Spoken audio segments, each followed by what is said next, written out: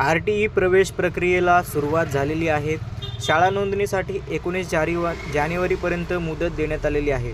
शालेय शिक्षण व क्रीडा विभागामार्फत बालकांच्या मोफत आणि सक्तीच्या शिक्षण अधिनियमांतर्गत आर.टी.ई. प्रवेश प्रक्रिया सुरू करण्यात आली आहे. शैक्षणिक वर्ष 2026-27 साठी असलेल्या या प्रक्रियेत सुरुवातीच्या टप्प्यात शाळांची नोंदणी केली जाणार असून 9 जानेवारीपासून शाळा नोंदणीला सुरुवात करण्यात आली आहे.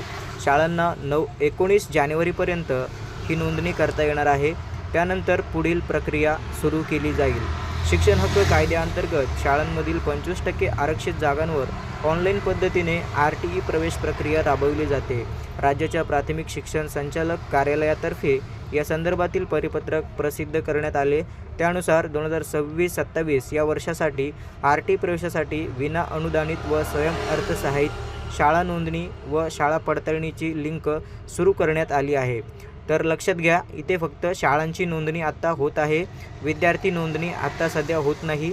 ज्यावेळेस विद्यार्थी नोंदणी सुरू होईल त्यावेळेस आपल्या चॅनलवर त्याची अपडेट आणि त्याचा फॉर्म कसा भरायचा याचा व्हिडिओ नक्कीच पोस्ट केला जाणार आहे. आमच्या चॅनलसोबत